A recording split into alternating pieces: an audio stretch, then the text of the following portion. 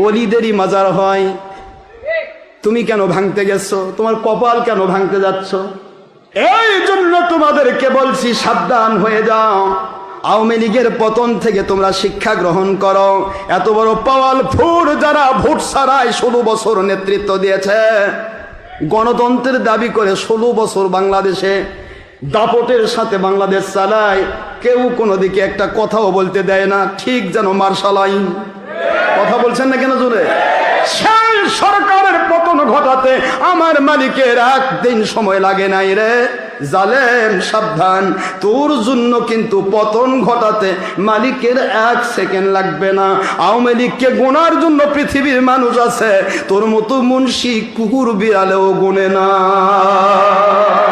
যারা মাজারকে গুড়া করতেছ, তোমার পায়ে হাত দে বলি, এই বাংলার জমিনে তুমি নেংটি পরা ধুতি পরা মানুষ হয়ে ঘুরতে, যদি আল্লাহর ওলিরা বাংলায় এসে তোমার পূর্বপুরুষদেরকে কলেমা পড়ে মুসলমান না বানাতে,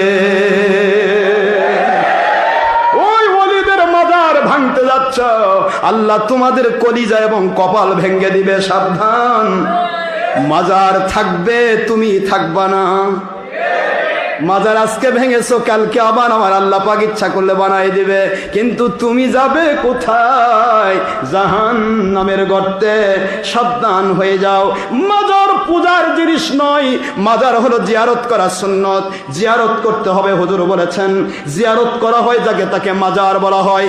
মাজার শব্দের অর্থ জলপে মাকান, যে জায়গাতে জিয়ারত করা হয়, যেখানে মানুষ যায় জিয়ারত করে, দোয়া করে, এইটাকে মাজার বলা হয়। তোমরা এমন গোষ্ঠী রে, তোমরা মরে গেলে শিয়াল কুকুরও তোমাদের কবরে যায় না, মানুষ দেওয়া তো দূরের কথা। ওলিদেরই মাজার হয়, তুমি কেন ভাঙতে গেছো? তোমার কপাল কেন ভাঙতে যাচ্ছ? এই জন্য তোমাদেরকে বলছি সাবধান হয়ে যাও। আওয়ামী লীগের পতন থেকে তোমরা শিক্ষা গ্রহণ করো। এত বড় পাওয়ারফুল যারা ভোট ছাড়াই 16 বছর নেতৃত্ব দিয়েছে, গণতন্ত্রের দাবি করে 16 বছর বাংলাদেশে দাপটের সাথে বাংলাদেশ চালায়, কেউ কোনো দিকে একটা কথাও বলতে দেয় না, ঠিক যেন মার্শাল আইন। কথা বলছেন না কেন জোরে? সেই সরকারের পতন ঘটাতে আমার মালিকের একদিন সময় লাগে নাই রে জালেম, সাবধান। তোর জন্য কিন্তু পতন ঘটাতে মালিকের 1 সেকেন্ড লাগবে না। আওয়ামী লীগকে গোনার জন্য পৃথিবীর মানুষ আছে, তোর মতো মুন্সি কুকুর বিড়ালেও গোনে না।